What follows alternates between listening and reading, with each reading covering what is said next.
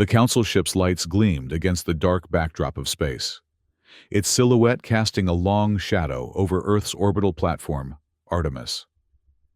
Captain Mira Lawson watched from her cramped quarters as the fourth patrol vessel, this week, drifted lazily through Earth's defense perimeter, a perimeter that existed now in name only. 20 years, she muttered, tapping her finger against the reinforced glass. 20 years since they made us scrap our fleet. The Council had called it the Galactic Demilitarization Accord. Earth had called it surrender. With dwindling resources and facing threats of economic sanctions, Earth's government had reluctantly signed away their right to maintain a proper defensive fleet. Now, 2 decades later, Earth and its scattered colonies suffered under the Council's increasingly oppressive regulations and taxation, while syndicate raiders picked off vulnerable outposts with near impunity. Lawson's comm unit chimed, the encrypted channel indicator blinking amber. "Lawson here," she answered, turning away from the viewport. "Captain, your shuttle is prepped for departure." The voice belonged to her aide, Lieutenant Parker. "Manifest list supplies for the Europa Research Station." "Acknowledged. I'll be at the bay in 15. But Lawson wasn't headed to Europa. The manifest was a cover, like it had been for the past 5 years. Her real destination lay much farther.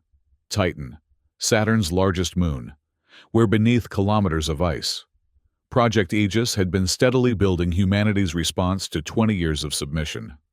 Lawson gathered her small bag, checked her sidearm, and took one last look at the Council patrol ship. Soon, she thought, soon you'll remember why you should have feared us. The shuttle journey was a familiar one, a roundabout route designed to lose any potential tails before the final burn toward Saturn. 18 hours later, Lawson's shuttle descended through Titan's thick atmosphere, navigating toward what appeared to be nothing more than a remote research station. Only when they were 500 meters from the surface did the massive hangar doors begin to part, revealing the cavernous ice vault beneath. As her shuttle settled onto the landing pad, Lawson saw him waiting. Commander Jiro Tanaka, tall and imposing in his black uniform, the only hint of his Japanese ancestry visible in the slight almond shape of his eyes.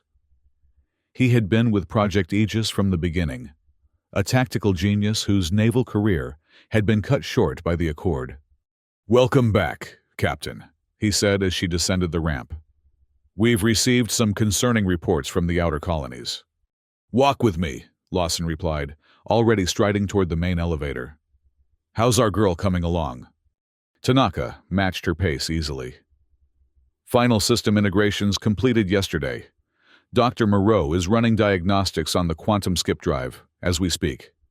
The elevator carried them downward, the transparent tube offering a stunning view of what they had accomplished in secrecy. There she was, the Aurora, a warship like none Earth had ever constructed before, a supercarrier stretching nearly 2 kilometers from bow to stern, its gleaming dark hull studded with railgun emplacements and missile pods. Advanced shield generators, and the experimental cloaking system developed by Dr. Moreau's team gave it capabilities that even the Council's most advanced vessels couldn't match. "She's beautiful," Lawson whispered. "And lethal," Tanaka added with a thin smile. "But we may need her sooner than expected." The elevator came to a stop at the command deck level, and Lawson could see the concern etched in Tanaka's features now. "What's happened?" "Council fleet movements. They've begun blockading Earth's outposts in the belt. Mars is already cut off. They're claiming it's to enforce new mining taxation rates. But our intelligence suggests they're suspicious of activity in the Saturn system." Lawson's jaw tightened. "They can't know about Aurora." "Perhaps not specifically, but they know we're up to something. We've intercepted communications suggesting a full blockade of Earth itself within the week." As they stepped into the command center, screens displayed tactical readouts of Council fleet positions. The situation was worse than Lawson had feared. Earth's people were already struggling under the weight of Council tariffs. A blockade would mean starvation for millions. "Captain Lawson, A voice called from the communication station. Priority message coming in. Encrypted channel. Order Alpha authentication. Lawson and Tanaka exchanged glances. Order Alpha meant only one thing: direct communication from Earth's hidden resistance leadership. Lawson hurried to the console and entered her authorization code. The screen cleared to reveal the aged face of Admiral Nakamura, officially retired, but secretly the architect of Project Aegis. "Captain," he said, his voice grave. "The time has come. Earth can no longer endure the Council's grip. You are hereby ordered to deploy Aurora and break the blockade at Luna. Show them what humanity has kept hidden all these years." Lawson felt her heart hammering in her chest. "Sir, Aurora's quantum skip drive hasn't been fully tested for combat jumps. Dr. Moreau assures me it will function for conventional FTL. The skip capability is secondary to our immediate needs." Nakamura leaned closer to the camera. "Captain, I know we planned for more time, but our people are suffering. The Council means to starve us into total submission." "Understood, Admiral. When do we deploy?" "Immediately. The blockade fleet will be fully in position around Luna in 36 hours. You must arrive before they can consolidate their forces." The Admiral's expression softened slightly. "The hopes of Earth go with you, Captain. Make us proud." The transmission ended, leaving the command center in silence. Lawson turned to face her XO. "Commander Tanaka, sound General Quarters. Prepare Aurora for immediate departure. I want all crew at battle stations in 2 hours." "Yes, Captain." Tanaka hesitated. "May I speak freely?" Lawson nodded. "We both know what this means. Once we reveal Aurora, there's no going back. The Council will consider this an act of war." "The Council has been waging economic war against us for 20 years, Lawson replied, her voice hardening. "It's time they remembered that humans don't surrender easily." Tanaka gave a sharp nod, then turned to relay orders. Lawson watched as the command center erupted into controlled activity, crew members moving with purpose to their stations. 5 years of preparation was about to be put to the ultimate test. Dr. Eliza Moreau met Lawson on the way to the bridge, her wild red hair barely contained in a hasty ponytail, dark circles under her eyes, testifying to long hours perfecting the quantum skip drive. "Captain, I've heard we're deploying," she said, falling into step beside Lawson. "The skip drive isn't ready for tactical jumps. I can give you standard FTL, but anything more could tear us apart." "I understand, Doctor. We'll stick to conventional propulsion unless absolutely necessary." Lawson glanced at the physicist. "Will you be joining us?" Moreau looked surprised. "I assumed I would. That drive is my baby. I'm not letting it out of my sight." Lawson smiled for the first time that day. "Good. I was hoping you'd say that." The massive ice cavern that had hidden Aurora for 5 years now opened its ceiling to the stars, hydraulic platforms lifting the Supercarrier toward Titan's surface. The engineering feat alone would have been remarkable, building such a vessel in secret, beneath kilometers of ice, away from Council satellites and inspectors. From her captain's chair on the bridge, Lawson surveyed her crew, 300 of Earth's finest, former military officers, engineers, and specialists who had been quietly recruited and brought to Titan over the years. Each had sacrificed normal lives for this moment, living in the ice caverns, separated from families, all to give humanity a fighting chance. "Propulsion systems online," reported the helm officer. "Clearance from ice cavern in 30 seconds. Shields at maximum," Tanaka added from his exo station. "Weapon systems primed and ready. Cloaking system engaged and functioning at 97% efficiency." Dr. Moreau called from her engineering console. Lawson took a deep breath. "Take us up, Lieutenant. Set course for Luna. Maximum conventional speed." Aurora rose majestically from Titan's surface, the ice cavern yawning wide beneath her as she ascended into the moon's thick atmosphere. Any observers would see nothing but atmospheric disturbance, The cloaking system bent light around the massive vessel, rendering it virtually invisible to both visual observation and scanning equipment. "We are clear of Titan's atmosphere," the helm reported. "FTL drive standing by." "Execute FTL jump," Lawson ordered. "Let's introduce ourselves to the Council." The stars blurred around them as Aurora leapt forward, accelerating to faster-than-light speeds, leaving Saturn behind and racing toward the Earth-Luna system. 30 hours later, Aurora emerged from FTL on the far side of Luna, still cloaked, sensors immediately mapping the tactical situation.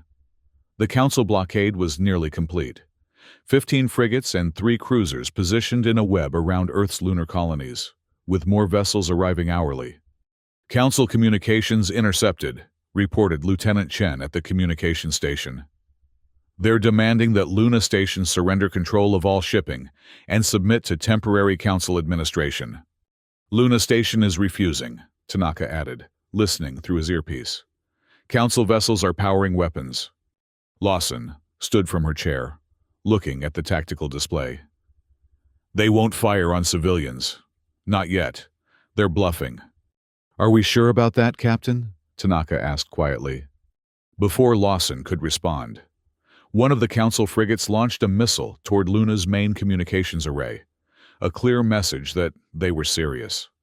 "Bastards," Lawson muttered. Then, louder. "Battle stations. Tactical. Target that frigate's weapon systems only. Disengage cloaking on my mark and fire a warning shot across their bow." Her crew snapped to action, the atmosphere on the bridge electric with tension. "Weapons locked," reported the tactical officer. "Railguns charged and ready." Lawson fixed her gaze on the main view screen. "Disengage cloak and fire." In orbit above Luna, Aurora materialized like a phantom. One moment empty space. The next, a massive warship bristling with weapons. Before the Council ships could react, a hypersonic round from Aurora's forward railgun streaked across space, passing meters from the frigate that had fired on Luna and continuing into the void. Silence reigned on the bridge as they waited for the Council's response. It came seconds later, panicked communications erupting across all channels. "Unknown vessel. Power down weapons immediately. This is a Council security operation. You are interfering with official business." Lawson nodded to communications. "Open a channel." When the connection was established, she spoke clearly and firmly. "This is Captain Mira Lawson of the Earth Defense Vessel Aurora. Your blockade of Earth territories is unlawful and constitutes an act of aggression against sovereign planets. You will stand down immediately and withdraw from Earth space." There was a pause before the response came, the voice now less certain. "Earth has no authorized defense vessels under the Demilitarization Accord. Power down and prepare to be boarded, or we will open fire." Lawson smiled thinly. "I was hoping you'd say that." She cut the transmission and turned to tactical. "Target the weapons and propulsion systems of the frigate that fired on Luna. Disable. Don't destroy." Aurora's railgun spoke again, this time with devastating precision. 3 rounds struck the Council frigate, shearing off its main gun emplacements and punching through its engine housing. The vessel listed in space, emergency systems flaring as it lost power. "The other Council ships are moving to combat formation," Tanaka reported. "They're targeting us." "Evasive maneuvers," Lawson ordered. "Continue targeting weapon systems only. We're making a statement here, not starting a massacre." What followed was a demonstration of Aurora's superiority that would be studied in military academies for generations.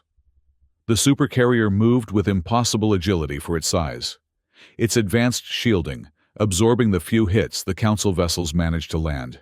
One by one, Aurora systematically disabled the blockade ships, leaving them floating in space, crews intact, but vessels unable to fight or flee. Within 40 minutes, the battle, if it could be called that, was over. The Council blockade had been broken without a single fatality on either side. Luna Station was broadcasting the entire event to Earth and every colony in the system. "Captain," Tanaka said, a note of admiration in his voice. Luna Station is hailing us. They're cheering. Lawson allowed herself a moment to savor the victory before reality reasserted itself. This is only the beginning, she said. The Council won't take this lying down. They'll send everything they have. She turned to address the bridge crew. Set course for the Mars orbital station. We need to secure the inner system before the Council can regroup. As Aurora accelerated away from Luna, Dr. Moreau approached Lawson's chair. Captain, I've been monitoring the quantum skip drive during the engagement. I believe I can have it combat-ready sooner than expected. How soon? A week. Maybe less. The calculations are complex, but if we can perfect it, we could appear anywhere in Council space without warning. Lawson finished the thought. Keep working on it, Doctor. I have a feeling we're going to need every advantage we can get. In the Council's opulent chambers on Alpha Centauri, Chancellor Rael Vance watched the broadcast from Luna with tightly controlled fury. The tall, slender man with platinum hair, cut close to his scalp, had risen to power on promises of maintaining order in the galaxy. Earth's sudden reemergence as a military power threatened everything he had built. Impossible, he whispered, watching Aurora disable yet another Council vessel with surgical precision. They couldn't have built this under our noses. His aide, a nervous man with a datapad clutched to his chest, cleared his throat. The vessel appears to be using technology beyond anything in our current registry. Chancellor, its cloaking capability alone would require resources we believed Earth incapable of marshalling. Vance's pale eyes narrowed. Then, we've underestimated them. A mistake I won't repeat. He turned to his military advisor. Admiral Thorne, I want every available warship redirected to the Sol system. Crush this rebellion before it can spread. The Admiral, a battle-hardened veteran with a face like weathered stone, nodded grimly.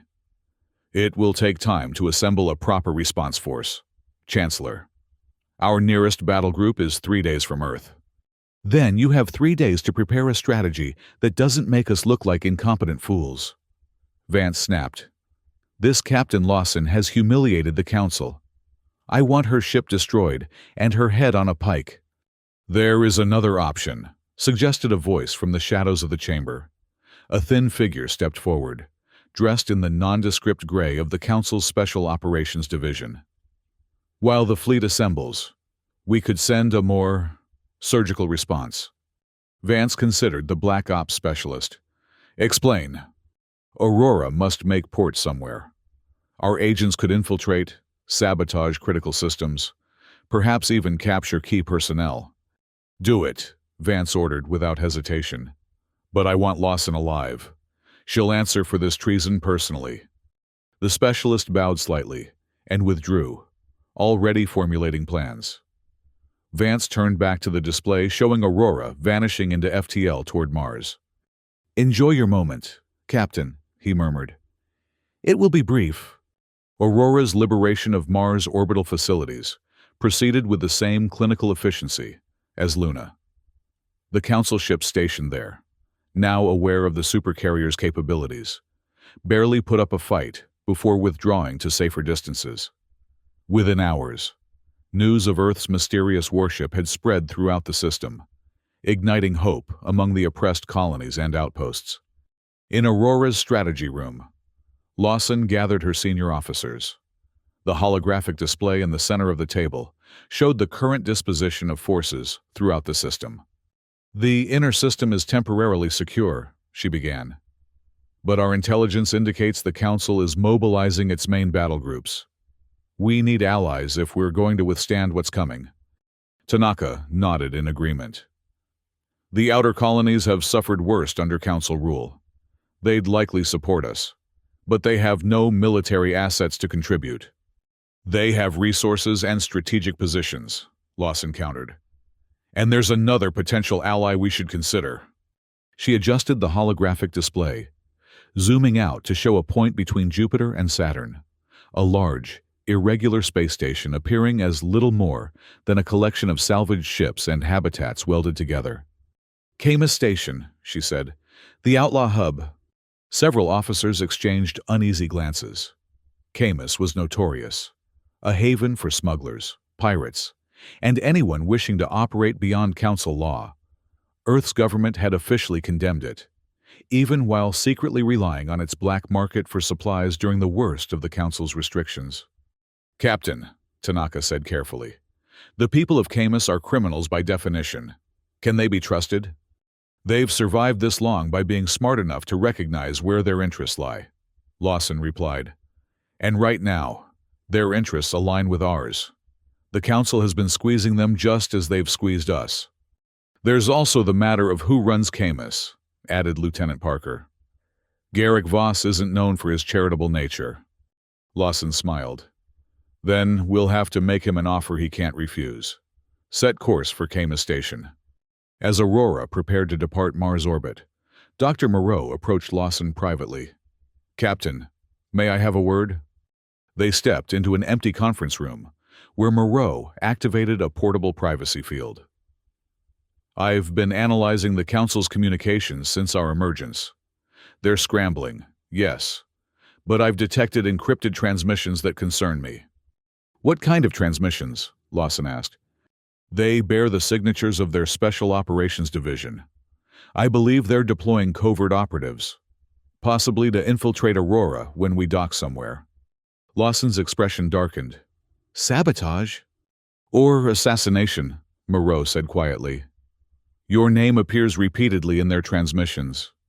Increase internal security protocols," Lawson decided after a moment's thought. "And, Doctor, keep this between us for now. The crew's morale is high. Let's not introduce paranoia." Moreau nodded, though she looked troubled. "There's one more thing. The quantum skip drive. I've made a breakthrough, with a few modifications. We could have it operational within 72 hours. For the first time since receiving Order Alpha, Lawson felt a surge of genuine hope.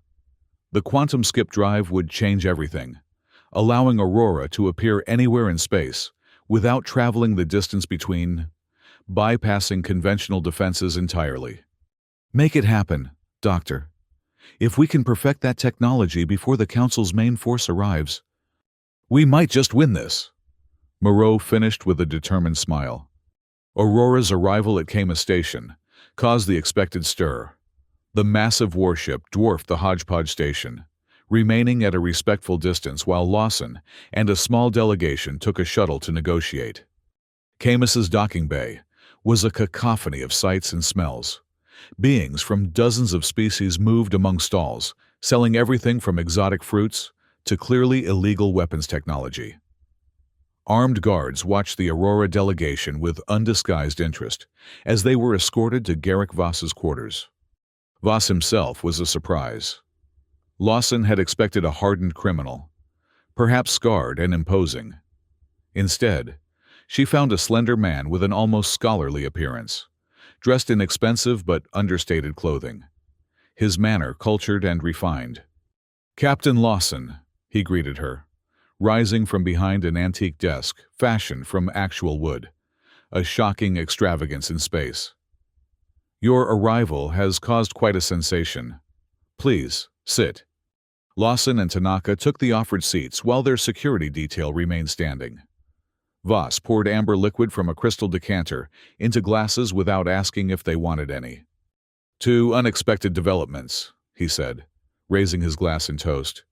"I must admit, when I heard that Earth had somehow constructed a supercarrier under the Council's nose, I didn't believe it. Yet here you are." "We're not here to impress you, Voss," Lawson said, leaving her drink untouched. "We're here because the Council is mobilizing its main battle groups against Earth.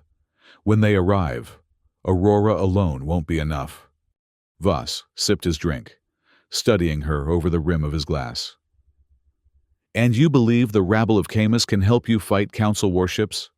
My dear Captain, we're smugglers and traitors, not soldiers." "You're survivors," Lawson countered. And you have connections throughout the fringe systems. We need intelligence, supply lines, and safe harbors. In return, we offer protection. Protection, Voss repeated with a thin smile. From whom? Once the Council crushes your little rebellion, which they will, anyone who helped you will be hunted to extinction. Tanaka leaned forward. The Council's dominance isn't inevitable. Their control is already slipping. Half the mining colonies are in open revolt since news of Aurora spread. Revolts that will be brutally suppressed, Voss replied dismissively. Lawson decided to change tactics. What's your price, Voss? Everyone in this station has one. The Smuggler King's eyebrows rose fractionally. Direct. I appreciate that. He set his glass down and leaned back in his chair. What makes you think I haven't already accepted the Council's offer to turn you in? The tension in the room spiked instantly, Tanaka's hand dropping to his sidearm. Lawson remained perfectly still. Because you're still talking to me, she said calmly. And because the Council would never deal with Camus openly. They want you gone as much as they want us gone. Voss's smile widened. Perceptive. Very well, Captain. My price is simple. When this is over, assuming you somehow survive, Camus receives official recognition and trade rights from Earth's government. No more operating in the shadows. Legitimacy, Lawson mused. I can't promise that unilaterally, but I can advocate for it forcefully. And immunity for past infractions, Voss added. For you personally, yes. For specific major crimes, no. We can negotiate the details once the Council is dealt with. Voss considered this, then nodded. Acceptable terms. Camus will provide intelligence and support to your cause. He extended his hand, and Lawson shook it firmly. As they prepared to leave, Voss called after them. One piece of intelligence free of charge, Captain. There's a Council operative already on your ship. They infiltrated during your stop at Mars. I'd suggest a thorough security sweep before you depart. Lawson froze. How could you possibly know that? Voss smiled enigmatically. Information is the true currency of Camus. Captain, do be careful. Back aboard Aurora, Lawson ordered an immediate security lockdown and full personnel verification. The process was time-consuming, but necessary. 6 hours later, Commander Tanaka reported to her private quarters. Nothing, Captain. Every crew member has been accounted for and verified. Lawson frowned. Could Voss have been lying, trying to sow discord? Possible, Tanaka admitted. But to what end? If he wanted to betray us, he could have done so already. Unless the betrayal is yet to come, Lawson murmured. She activated her comm. Dr. Moreau, report to my quarters immediately. When the physicist arrived, she looked exhausted but excited. Captain, I was just about to contact you. The quantum skip drive modifications are ahead of schedule. We could be ready for a test jump within 24 hours. That's excellent news, Doctor, but not why I called you here. Lawson explained Voss's warning about a Council infiltrator. Moreau's expression grew serious. The security sweep found nothing. Nothing, Tanaka confirmed. But if there is an operative aboard, the quantum skip drive would be a primary target for sabotage. I've been personally overseeing all work on the drive, Moreau assured them. No one could access it without my knowledge. Still, I'll implement additional security measures. As they discussed options, Lawson's comm unit chimed with an urgent alert. Captain to the bridge immediately.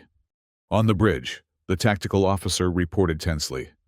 Council vessels approaching Camus Station at high speed. 3 destroyers, heavily armed. They must have tracked our shuttle, Tanaka said grimly. Voss is about to get a visit. Lawson watched the tactical display as the Council ships took up aggressive positions around Camus. Open a channel to Voss. The Smuggler King's face appeared on screen, remarkably composed despite the situation.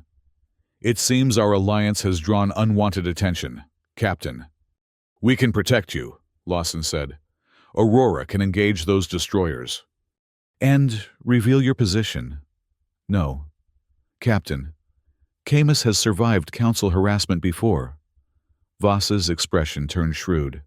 However, this does raise the price of our arrangement. Significantly. Lawson's eyes narrowed. We had a deal. Circumstances have changed, Voss replied smoothly. My new terms. Camus receives not only recognition, but a seat on Earth's governing council and exclusive trade rights to the outer colonies. That's extortion, Tanaka growled. Voss spread his hands. That's negotiation, Commander.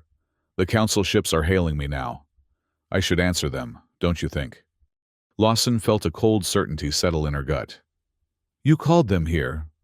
Voss's smile never faltered. Captain, you wound me. I'm merely a businessman seeking the best arrangement for my people. Tactical, target Voss's personal quarters on Camus, Lawson ordered suddenly. The smuggler king's smile vanished. You wouldn't dare. The council would destroy you. They're going to try anyway, Lawson replied coldly. New terms. Voss, you honor our original agreement and tell us exactly what you told the council, or we send a railgun round through your pretty antique desk. Tense seconds passed as they stared at each other. Finally, Voss sighed. Very well. I informed them that you were headed to Saturn for a rendezvous with other resistance elements. They believe Aurora will be there in 36 hours. Why Saturn? Because that's where you built her, isn't it? I have sources in the ice mining operations on Titan. The council suspected something but could never prove it. Lawson glanced at Tanaka, who nodded slightly. Stand down weapons, she ordered. Voss, we'll be watching you. Double-cross us again, and no amount of council protection will save you. The transmission ended, and Lawson turned to her officers. Set course for the asteroid belt. We need to put distance between us and those council destroyers. And Voss? Tanaka asked. Let him play both sides. He's just told us something valuable. The council knows about Titan. We can use that. As Aurora slipped away from Camus under cloak, Lawson met with her senior staff to develop a new strategy. The holographic display showed council fleet movements throughout the system. They're concentrating forces at Saturn, just as Voss said, Tanaka observed. 3 battle groups converging. If we went there now, we'd be outgunned, Lawson finished. But they expect us to go there. That's the key. Dr. Moreau cleared her throat. Captain, the quantum skip drive is nearly ready. With a successful test, we could use it tactically. Explain, Lawson prompted. The drive doesn't just allow faster-than-light travel. It allows us to bypass normal space entirely. We could theoretically appear anywhere instantaneously, regardless of defenses or blockades. A plan began to form in Lawson's mind. So, while the Council expects us to approach Saturn conventionally, we could bypass their trap entirely, Tanaka said, catching on quickly. But where would we go?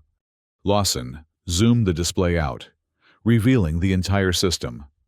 Her finger came to rest on a point near Neptune.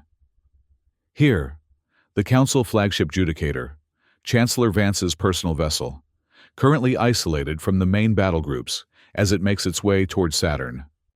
A direct strike at the Council leadership, Tanaka said, his voice low with appreciation. Bold.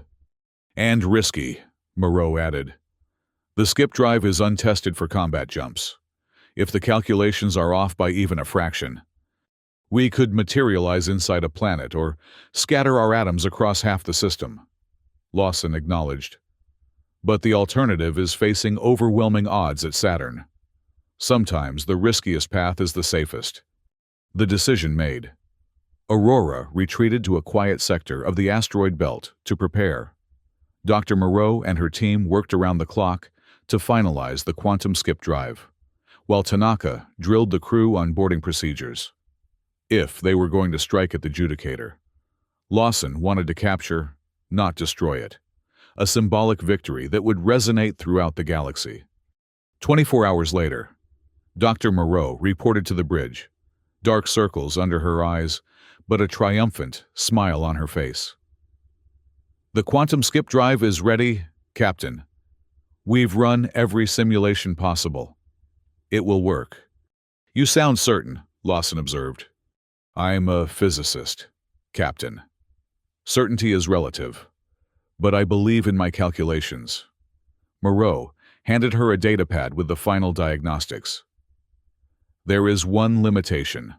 After the jump, the drive will require approximately 10 hours to recharge. We'll have only conventional propulsion during that time." "So we're committed once we jump," Tanaka said gravely. "No quick escape." "Exactly," Moreau confirmed. "But the element of surprise should compensate for that disadvantage." Lawson studied the tactical display showing the Judicator's position. "The Council's arrogance works in our favor. They've left their flagship relatively undefended, confident that we're trapped in the inner system." "If we're going to do this, we should do it now," Tanaka advised, "before they have time to reconsider their strategy." Lawson nodded decisively. "Prepare for quantum skip. Target, the Judicator. All hands to battle stations." The atmosphere on Aurora's bridge was electric with tension as final preparations were made.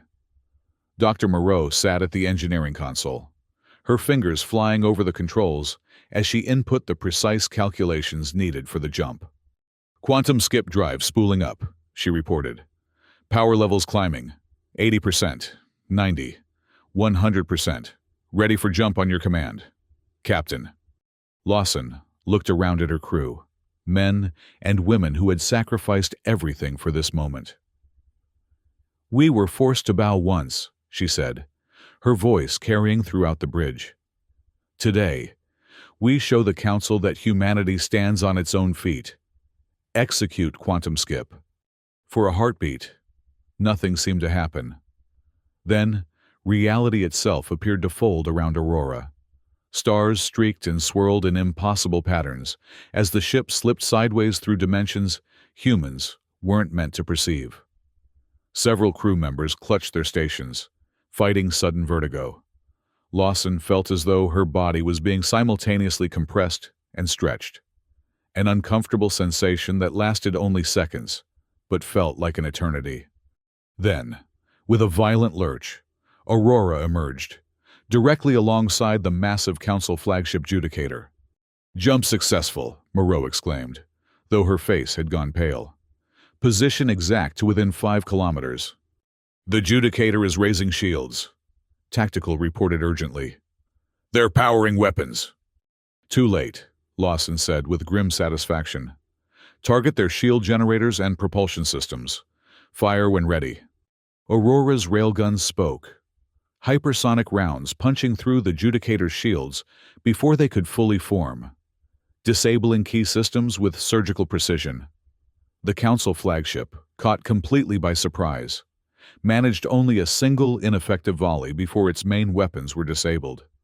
"Judicator is venting atmosphere from decks 5 through 8, Tactical reported. "Their shields are down, propulsion offline. They're broadcasting distress signals," Communications added, "calling for reinforcements from Saturn." "How long until Council vessels can reach this position?" Lawson asked. "Nearest battle group is approximately 9 hours away at maximum FTL," Tanaka answered. Lawson nodded. "More than enough time. Prepare boarding teams. I'll lead the primary assault myself." "Captain," Tanaka objected immediately, "protocol dictates that you remain aboard Aurora.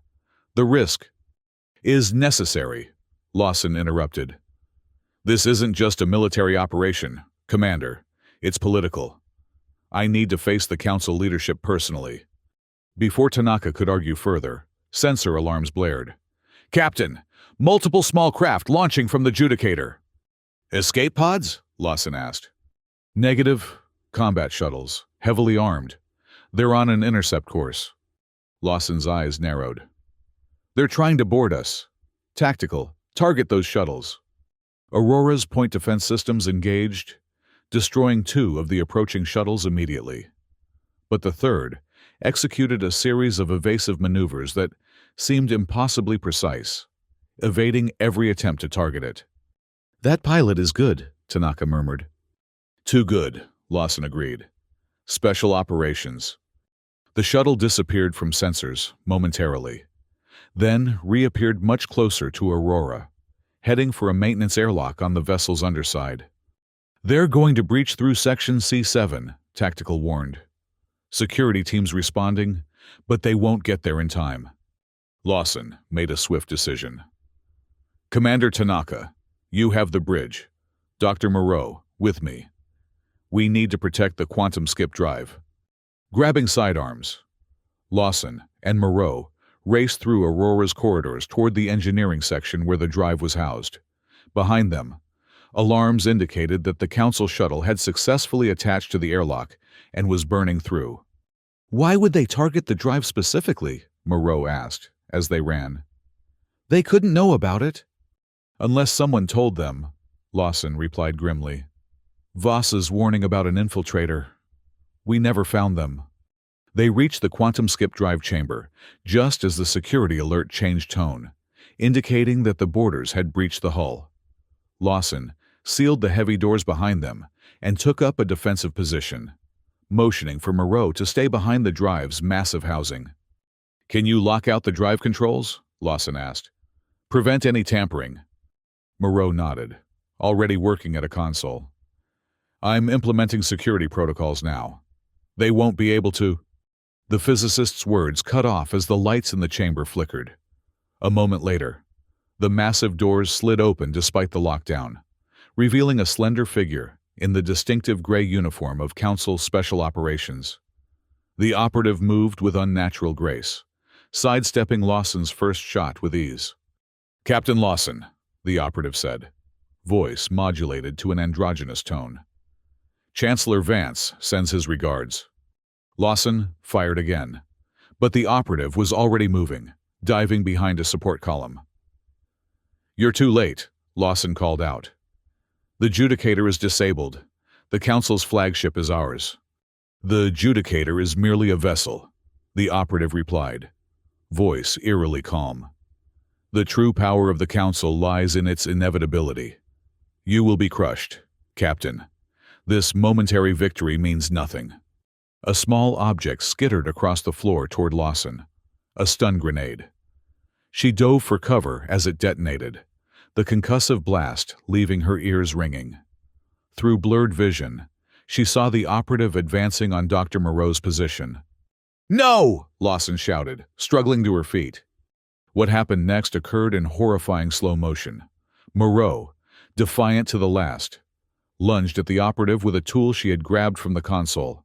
The operative sidestepped with that same unnatural grace, then struck with blinding speed. A blade flashed in the chamber's emergency lighting, and Moreau staggered backward, a look of surprise on her face as she collapsed. Rage and grief surged through Lawson. She fired 3 rapid shots, forcing the operative back. You'll pay for that, she snarled, advancing. The operative retreated toward the door, reaching for something on their belt. Another grenade, Lawson realized. But before either could act, a new figure appeared in the doorway behind the operative. Commander Tanaka, his expression cold as space itself, raised his weapon and fired a single, perfect shot. The operative crumpled to the ground. Lawson rushed to Moreau's side, but it was immediately clear that nothing could be done. The physicist's eyes were already growing dim, blood pooling beneath her. The drive, Moreau whispered. It works. Captain, it works perfectly. Save your strength, Lawson urged, though she knew it was futile. Moreau's hand clutched weakly at Lawson's sleeve. Promise me, you'll use it. Show them what humanity can do. I promise, Lawson said, her voice thick with emotion. We'll make them remember your name, Doctor. A small smile touched Moreau's lips. And then she was gone. Lawson gently closed the physicist's eyes before rising to face Tanaka. The bridge? She asked tightly. Secure. The boarding attempt was a diversion. This was their real target all along. Tanaka looked down at Moreau's body. I'm sorry, Captain. I should have been faster. No, Lawson said, her grief hardening into resolve. This is on the council, and they'll answer for it. She activated her comm unit. Security, send a team to Engineering Section C7 and prepare my boarding party. We have a flagship to capture. The assault on the Judicator proceeded with cold efficiency. Aurora's boarding teams, led by Captain Lawson herself, encountered minimal resistance. Most of the Council flagship's crew, unaccustomed to actual combat after decades of unchallenged dominance, surrendered quickly when faced with determined Earth soldiers. Lawson, Tanaka at her side, fought her way to the Judicator's bridge, where Admiral Thorne, Chancellor Vance's military commander, awaited them, surrounded by loyal officers. "This is high treason," Thorne declared as Lawson entered. "The Council will hunt you to the ends of the galaxy."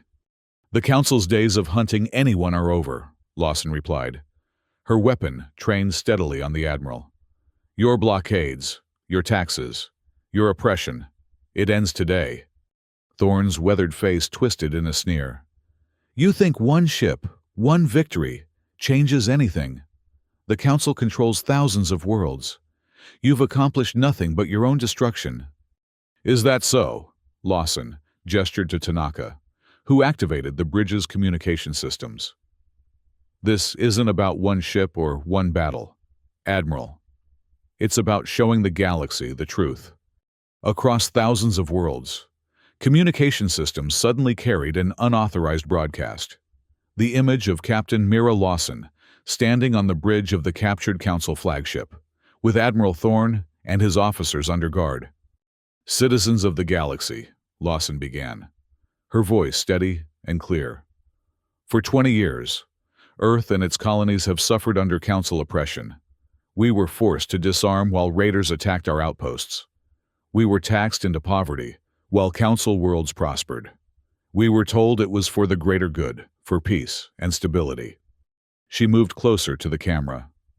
"Today, the Earth defense vessel Aurora has captured the Council flagship Judicator.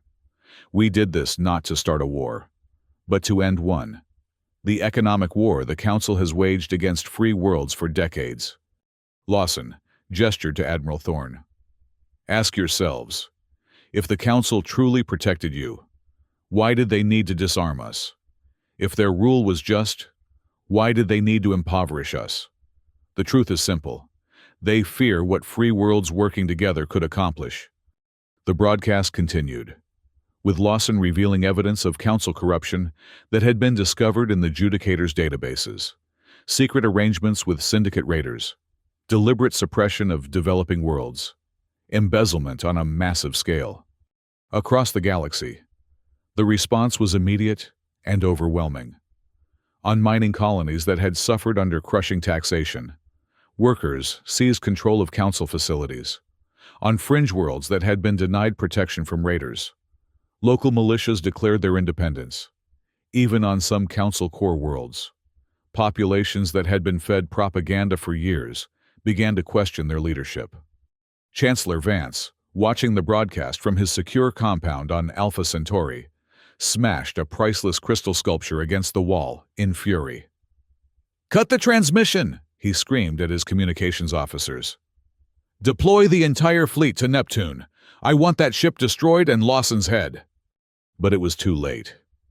The truth, so long suppressed, was spreading faster than the Council could contain it. And the Council fleets, faced with a choice between firing on civilian populations or accepting the new reality, increasingly chose the latter. Aboard the Judicator, Lawson received reports of uprisings throughout the system. "The Saturn mining colonies have declared for Earth," Tanaka informed her. "Titan, Enceladus, all of them. They're refusing Council ships access to refueling facilities."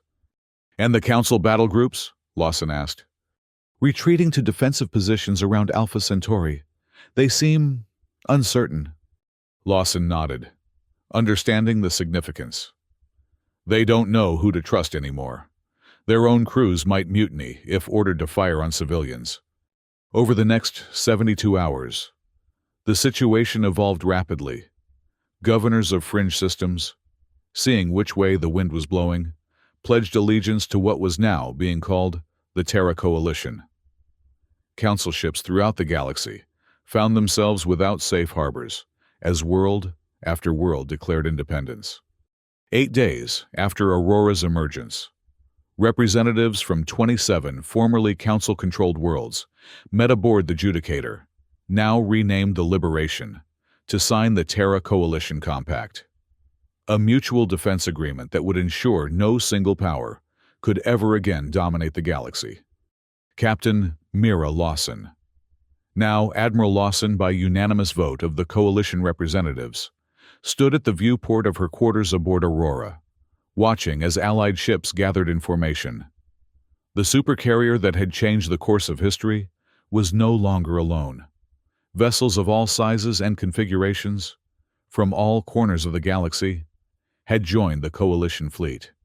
There was a chime at her door, and Commander Tanaka entered, holding a datapad. "The Council has sued for peace," he reported without preamble. "Chancellor Vance has resigned. They're agreeing to all our terms." "And Kama Station?" Lawson asked. Tanaka almost smiled. "Garrick Voss has suddenly discovered a deep commitment to democratic principles. He's requesting formal recognition and trade rights, as originally agreed." "Grant them," Lawson decided. "Voss may be opportunistic, but Camus could be a valuable ally, and I believe in keeping my promises." Tanaka nodded, making a note on his pad. After a moment of silence, he spoke again, his voice softer. "Dr. Moreau's memorial service is scheduled for tomorrow. The Quantum Skip Drive has officially been renamed the Moreau Drive in her honor." Lawson felt the familiar pang of grief. She deserved to see this, to know what her work accomplished. "I think she knew," Tanaka said gently. "She believed in you, in what we were fighting for." A communication alert interrupted them. "Admiral Lawson," came a voice from the bridge. "Long-range sensors have detected unusual activity beyond Neptune's orbit. Energy signatures unlike anything we've seen before." Lawson and Tanaka exchanged glances. "New Council weapons?" Tanaka suggested. "Or something else entirely," Lawson replied, a chill running down her spine. She activated her comm. "Prepare Aurora for departure, and contact the Coalition fleet. I want a scouting party assembled immediately." As she moved to leave her quarters, Lawson paused at the viewport for one last look at the assembled fleet, at what humanity and its allies had built from the ashes of oppression. Whatever waited beyond Neptune, they would face it together, free and united. "Let's see what's out there, Commander," she said to Tanaka. "I have a feeling our story is just beginning." Aurora's engines flared to life. The Quantum Skip Drive, the Moreau Drive, humming with power as the supercarrier prepared to leap once more into the unknown, carrying with it the hopes of a newly liberated galaxy.